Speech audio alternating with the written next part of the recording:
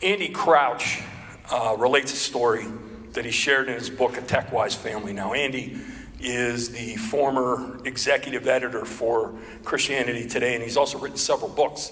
This one in particular was caught my attention with this one particular story. So take a listen.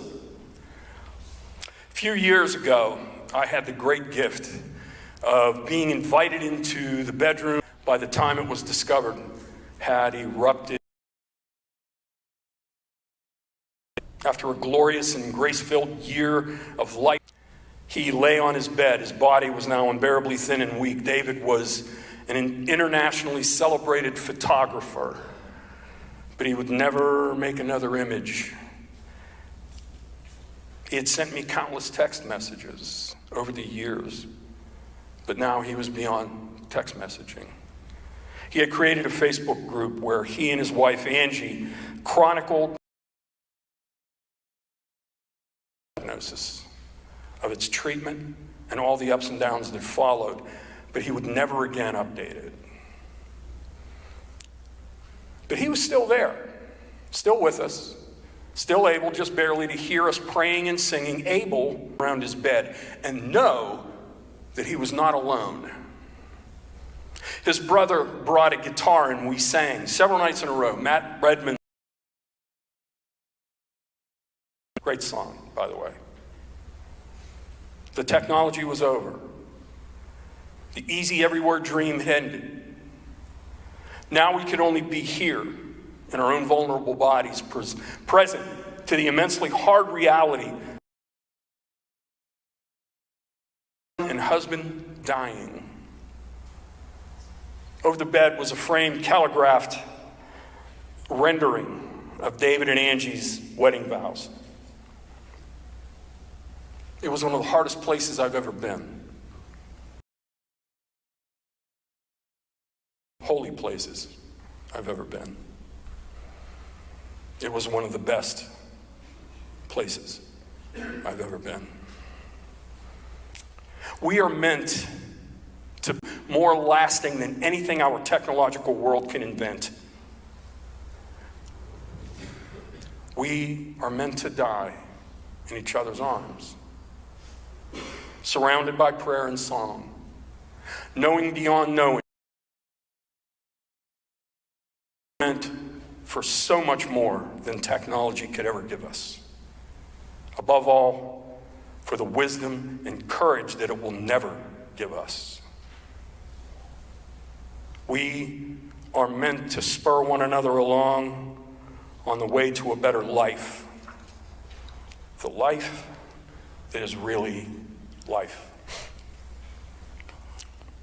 A familiar passage from the book of Ecclesiastes, chapter 4. Two are better than one, because they have good reward for their toil. For if they fall, one will lift up his fellow. But woe to him who is keep warm alone. I appreciate the way that Solomon wrote these verses. Here's what I mean. He directly speaks to the wisdom of relationships. For example, two are better than one. And he says this in a host of areas that we just mentioned. Companionship, warmth, survival. Let's put it this way. I'm going to ask you to do something here. In your message, in your bulletin that you got, I couldn't remember the name of it. In the bulletin that you got, there's a message outline in there. Pull that out and get ready to write this down, okay? We were created for relationships. We were created for relationships. I've heard it said in a more alliterative way, like we were created for community. That sounds a little too, I don't know, cutesy. But it essentially means the same thing. We weren't meant to live our lives apart from other people.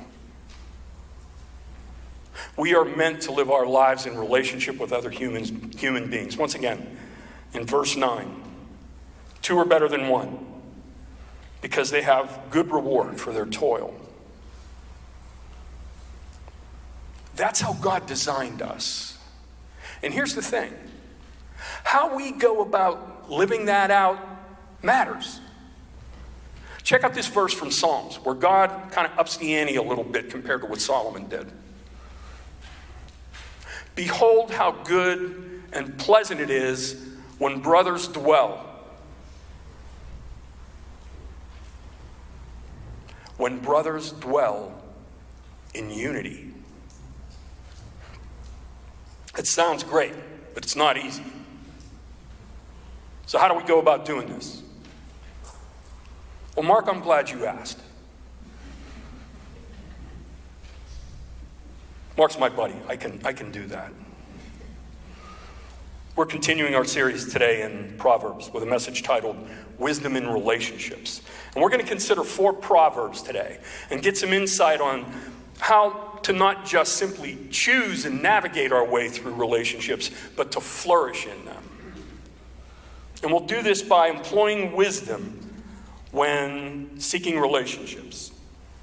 So what we're going to do today is we're going to take a look at 3 different relationships from the Old Testament. And we're going to consider 4 things to remember when employing wisdom with respect to relationships. So here we go. Let's get started. Write this down, number 1. Don't write number 1 down. I should have put, you know what I mean. Write this down. We must be wise in how we choose. We must be wise in how we choose.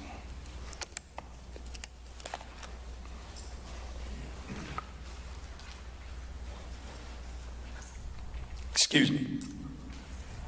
Folks online, have a drink of coffee right now.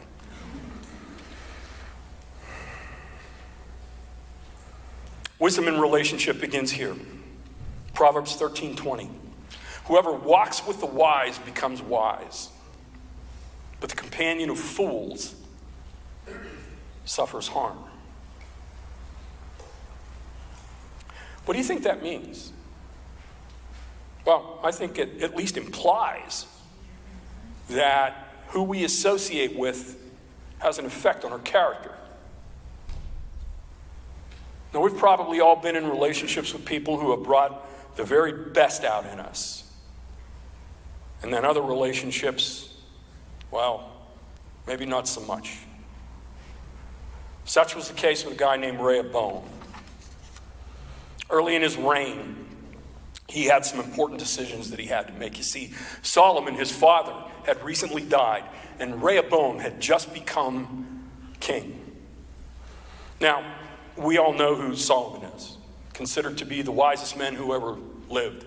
But just to show his humanity and how that he was a human being and that he was flawed and messed up just like the rest of us, towards the end of his life, he had 700 wives and princesses.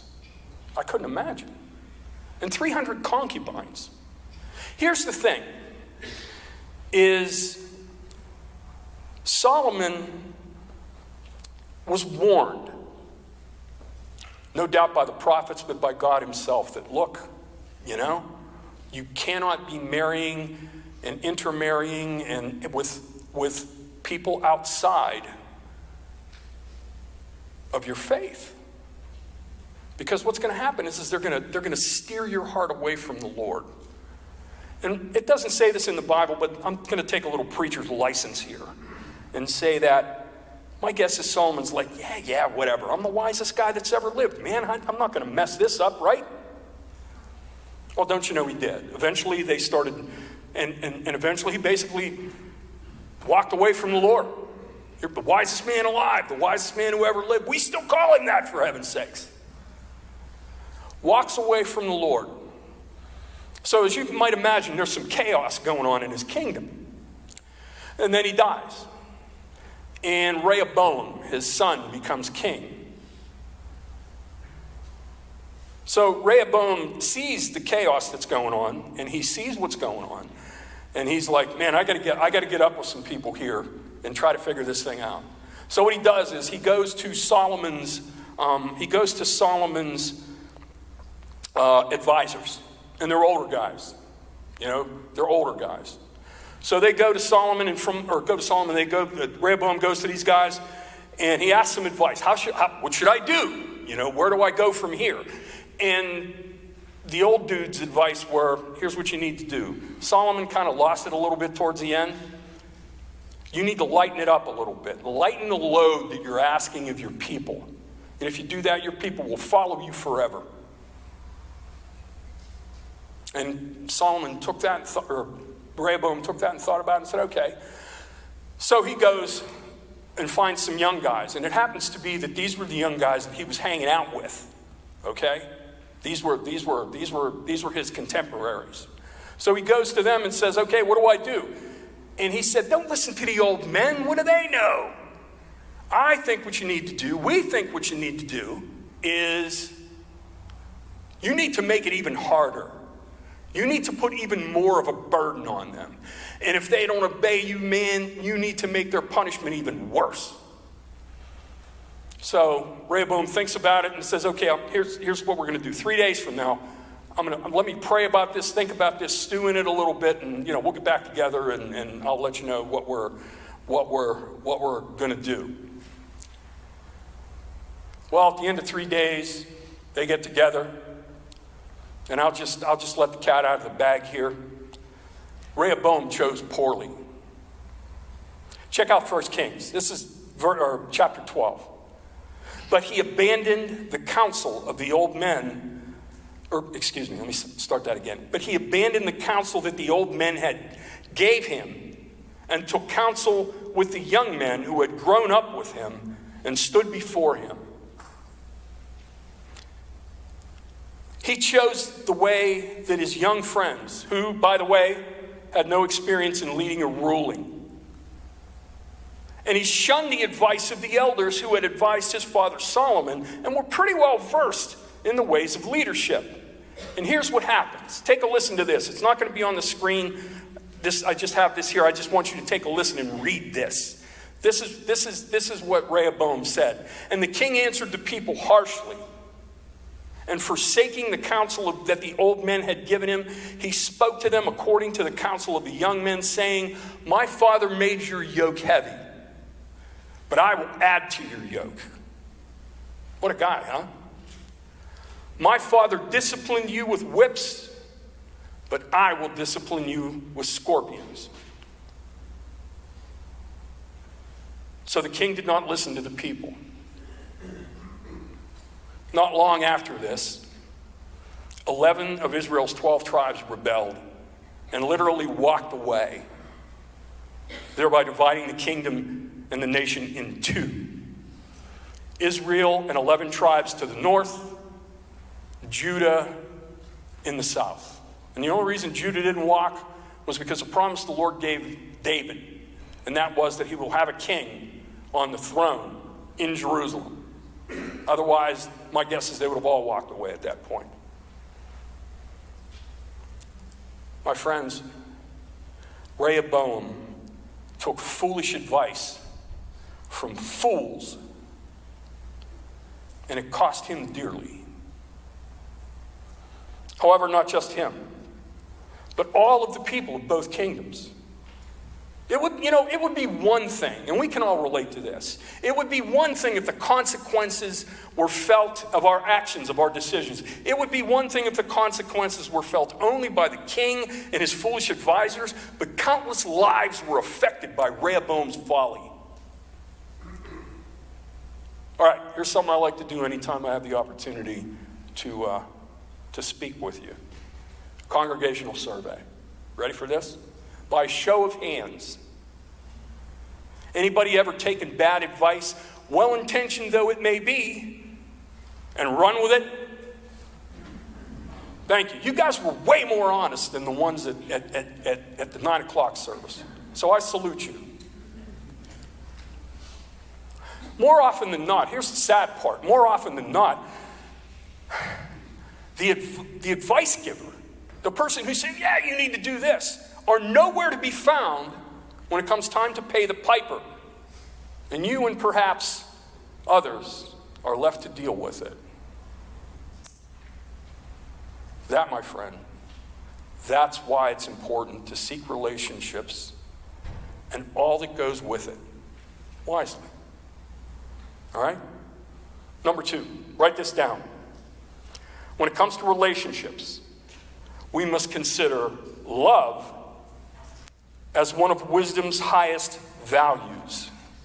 Take a listen to Proverbs 17:17. A friend loves at all times, but a brother is born for adversity. Now, there's a couple different ways you can translate that. The way I'm going to translate it is that a friend loves at all times. Okay? That's what friends are for, right? And a brother is born for adversity. Now, it could be a blood brother. It could be someone who you've known all your life and would consider them either a brother or someone who's even closer than a brother. I'm going to go with the latter as opposed to the former. So, David Atkinson is a bishop in the Anglican Church in the United Kingdom. In his commentary on the Proverbs, he says there are foundational values when it comes to wisdom. The first of which is one that we've discussed over the course of this series, and that is, of course, the fear of the Lord. Both Pastor Timothy and Pastor Lonnie talked about those. Now, I'm going to give a little bit different definition, but it's going to suit us this morning. It's not a lot different, but a little bit. Fear of the Lord can be defined as reverent obedience to the Lord, to Yahweh. We can define our love in more than a couple of different ways, but for the sake of today's discussion, we'll define love as an appropriate respect and reverence for God and all that He has made. Okay? Love is all over the place in the Proverbs, and in particular when it comes to relationship. And it shows us what it means. The greatest way to imitate God is to love. Love God, love people. Here's what that means. Familiar passage from the New Testament. The Great Commandment is presented by Jesus of Nazareth. You shall love the Lord your God with all your heart, with all your soul, with all your mind. This is a great and first commandment. The second is like it. You shall love your neighbor as yourself. On these two commandments depend all the law and the prophets.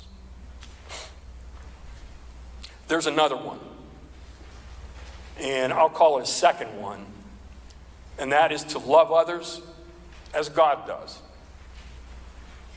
The new commandment, once again, from Jesus, John 13, from the Upper Room Discourse.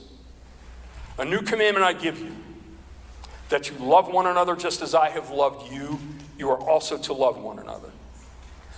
By this, listen closely, by this all people will know that you are my disciples, if you have love for one another. Check this out. The love that we have for each other is how we are defined as a disciple of Jesus. Not what we do, not even what we know, but how we love. And we can see what this looks like in the story from the Old Testament book of 1 Samuel. It's the story of David the king and Jonathan the son of Saul, who was also king at the time. So let's set this up. Let's talk about this for a minute. We all know the story of David. David, little kid, youngest brother in the family of Jesse, has a bunch of older brothers. But there's something about David. He's a shepherd, and he's very brave, and I mean all of the great things. And they go out of the way. The writer in Samuel goes to say he was ruddy and good looking. Okay? Just thought I'd let you know that. So David was a young guy, and all of a sudden there's this huge battle that's about to take place with Philistines. And what happened was, now, great big guy, giant, just big guy, and starts taunting the army of Israel. And they're sitting there basically trembling in their shoes. And David's looking around. I'm going to just take a stab here and say he's 12 years old. David's 12 years old. He's looking around. And he says, who's this guy think he is? Who is he to defy the armies of the living God? And still no champion stood from Israel. So David says, all right, I'll go. and all he has is a sling and stones and a shepherd bag. And they try to, dress him up with armor and swords and everything else, and they're all too heavy for him. It's like, no, I'll just take this. So he goes and he stands before Goliath. Goliath laughs him to scorn. And we all know the story. David taunts him right back.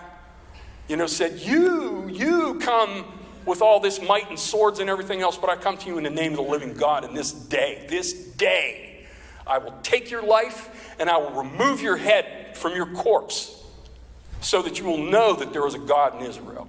Great story. Well, while this whole thing's going on, Saul's in the back, and Saul has a son named Jonathan. So Jonathan's back there with him. So David, we all know the story, hits the stone, takes Goliath out, goes up, cuts his head off, holds it up. The people of Israel, the army of Israel, overruns the Philistine. Great story at the end.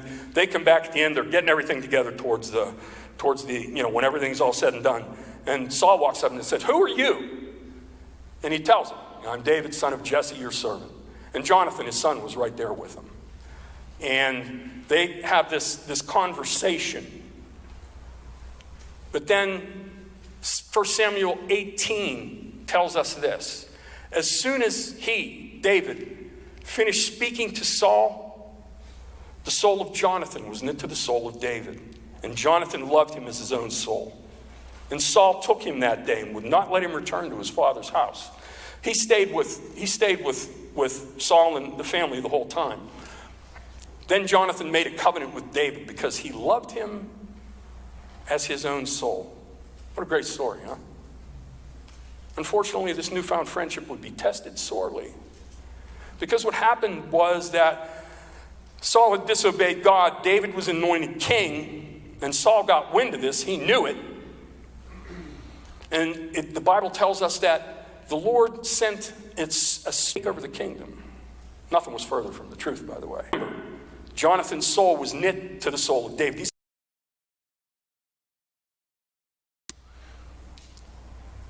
And every time Saul would devise a plan, Jonathan would let David know what was going on and David would be able to escape. When Saul would confront, "You can't do this," and be king. This happened throughout a certain period of time. But you know what? Jonathan remained in his own life. God had placed him. He never forgot. A little later in 2 Samuel 9, David repaid his friend and promised him a place. If a person is indeed fortunate, they may be blessed with a faithful, loving friendship like the one between David and Jonathan. Both men practiced what Jesus called greater love. And you know what? We're talking about it today, some 3,000 years later.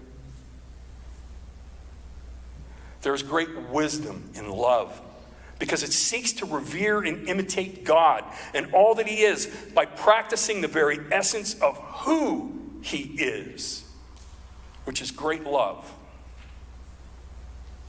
Now let's consider what might be the polar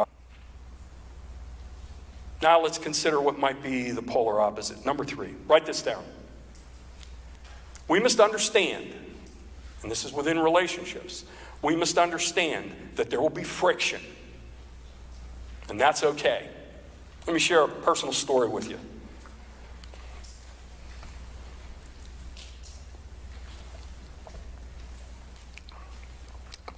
I grew up in the western suburbs of Pittsburgh, Pennsylvania. And we lived in a subdivision that was full of post-World War II homes, ranch houses, everything else. And it wasn't a big neighborhood, but within our block were 3 Kevin Michaels. 3. There was Kevin Michael Doyle. There was Kevin Michael Jasinski. And there was Kevin Michael O'Connor. That would be me, for those of you who are wondering. We all got to be really good friends. But Kevin Doyle moved away when he was about 8 or 9 years old. And Kevin Kevin Jasensky and I got to be really, really good friends. And we got to be really great friends, best friends, when we were in junior high and we played Pee Wee football together. He was on a different team, I was on a different team. We hung out together, we did stuff together, we were inseparable. But here's the thing, it was a very competitive relationship. People would look at us and say, do these guys hate each other? It's like, no, we're best friends, man. But we would just super competitive with one another. And I'll let you in on a little secret. Kevin was a better athlete than me. Kevin J was better than me, except at one thing, and that was diving.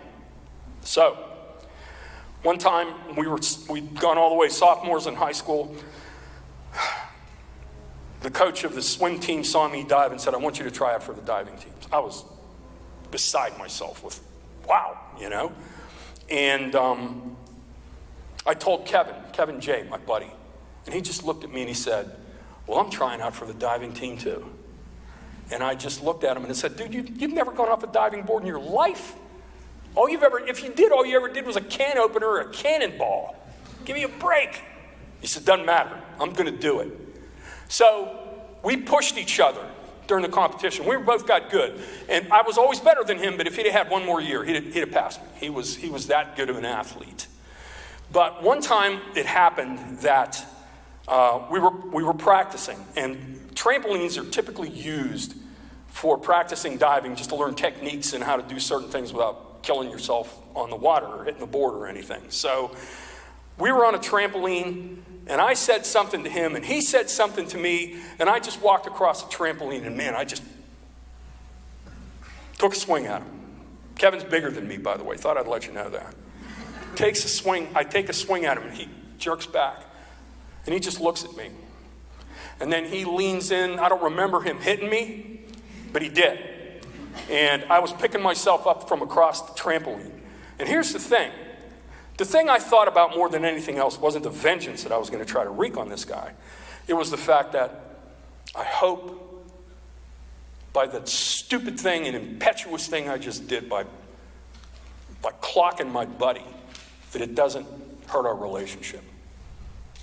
That was the first thing that came to my mind. And that's, later on, I kind of look back and say, yeah, that was when I knew this guy was my bestie.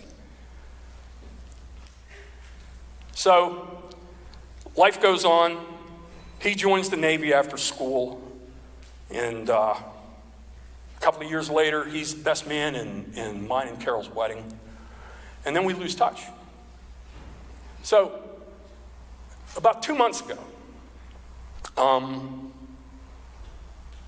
Carol, my wife, gets an email at the church, and it says, hey, is the Kevin O'Connor that is, at your church, is he the Kevin O'Connor who grew up in Pittsburgh, in our neighborhood? And my wife's eyes just got big. She told me this. Her eyes got big as saucers. She said, my gosh, this is Kevin J. And she shoots a note back to him. Absolutely, this is him. Got his number. I reach out, text him. We finally connect on phone. Now, mind you, I haven't spoken to him 25, 30 years, right? We get on the phone and have a conversation. And friends, I'm telling you that it was like we had just seen each other the night before.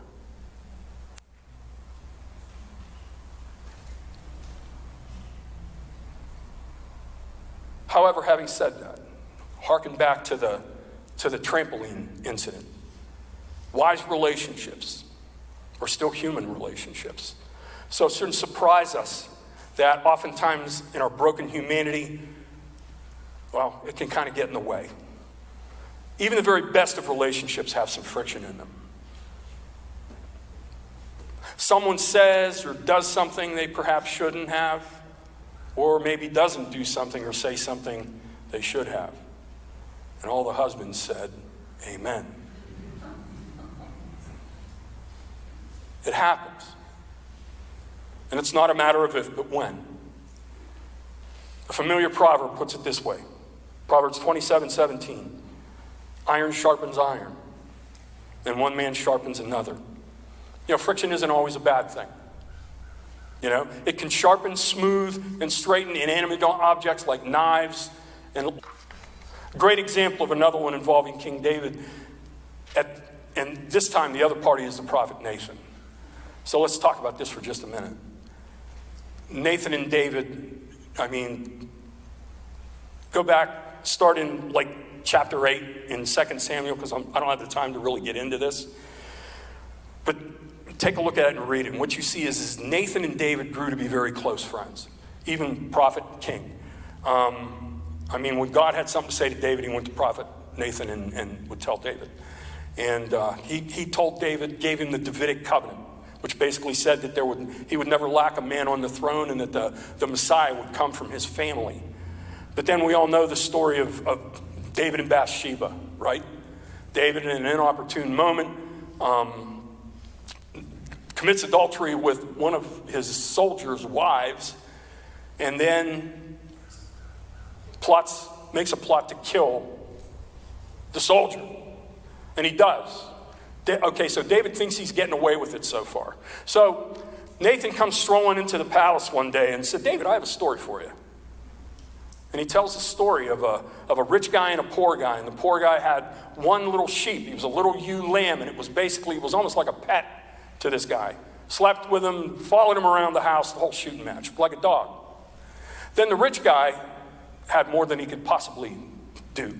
So the rich guy says, has someone come by and visit him, and he's going to make him dinner. But he doesn't want to make dinner from one of his own sheep, so he goes and takes the poor guy's lamb, for heaven's sakes. David is furious. This guy deserves to die. Just goes off. And my guess is there was a pregnant pause between the time David went off and between the time Nathan said this.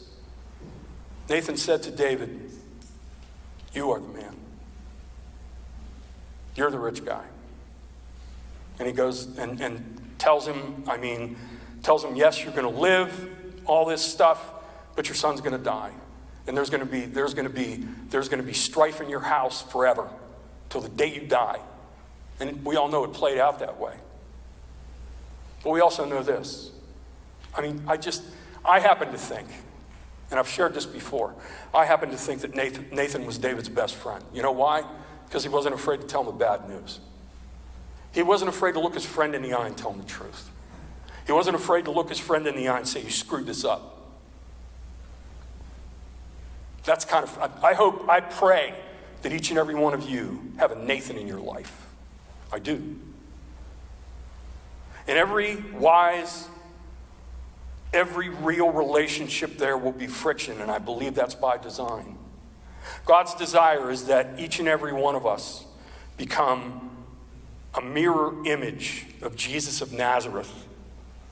And he also understands that if left to our own devices, it would never happen. So God places people in positions to more or less act as a sharpening agent to a brother or sister. He uses us to help others become what he created them to become, and along the way, he teaches us a lot about ourselves. Friction within relationships can be difficult and painful no matter which side you are on. I'm reminded of John 15:13, where Jesus teaches us that there is no greater love than to lay down your life for another. And it doesn't always mean dying for someone.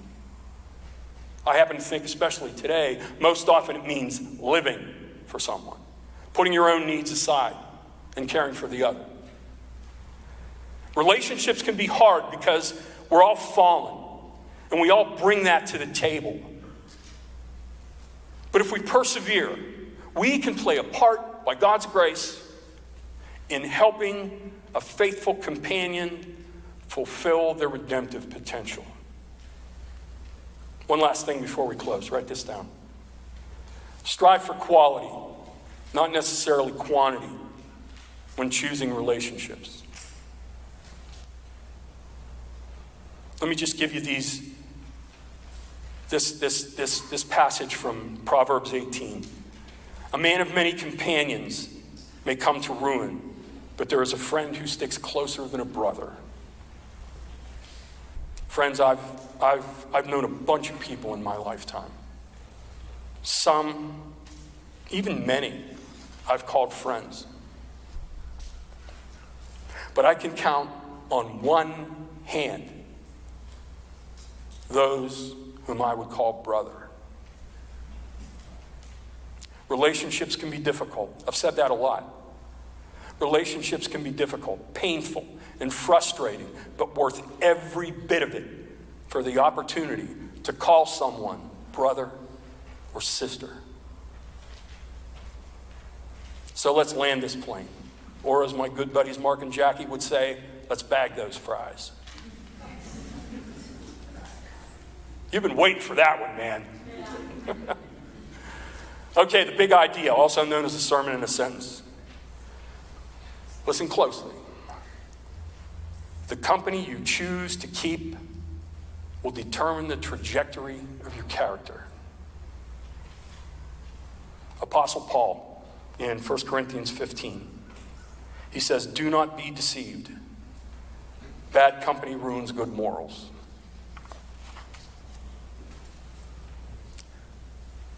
I'll close with this. Who you spend time with matters. So choose wisely. Let's pray.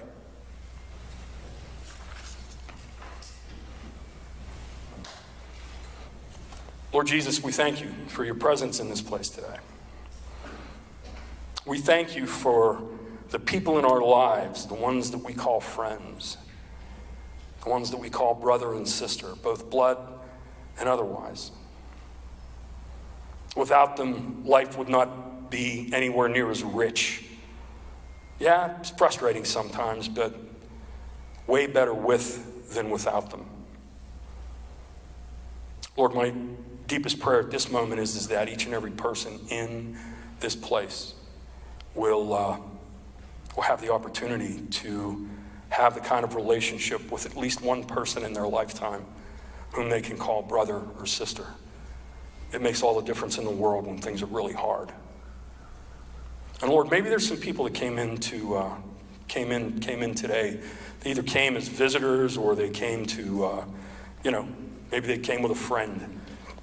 Have no idea why they bothered coming to church. But here they are. And Lord, I pray that what they heard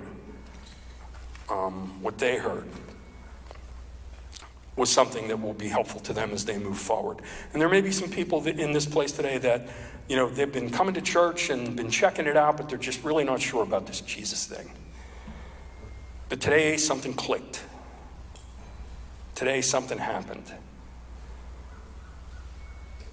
And if that's you, I want to invite you to make Jesus the Lord of your life.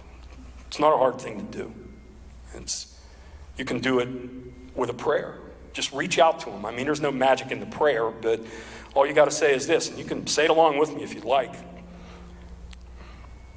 Lord Jesus, something hit me today with what Pastor Kevin said. And I would really like to give my life to you. And I would like to invite you into my life to make all the changes you need to make. Life's been hard, but it's had some good times. But I'm looking for more. And from what he said, you're the one that can bring it. So Lord, I give my life to you. Today, forever, and completely. If you prayed that prayer, you need to tell somebody. Come tell me. Write it down on the card that's in front of your seat, the communication card. Tell Amy. She'd love to hear it. Just tell somebody, because we'd love the opportunity to pray with you and have the opportunity to help you become who God created you to become. So Lord, thanks. Thanks for being here with us today. We praise you and thank you in Jesus' name. Amen. All right, we're going to do a time of reflection right now. Our band's going to play a song, but I just want to let you know a couple different things. If you prayed that prayer, or if you need prayer, we've got stations throughout the church. Any place where you see one of these teal signs, teal crosses, there's someone under there that'd love to pray with you. They'd love the opportunity to do that. We've also got communion elements there. If you want to partake of the Lord's Supper, you can do that right in your seat. In a private moment if you'd like. But we would just welcome you to to just sit back and allow the Lord to speak to you during this time. Thank you.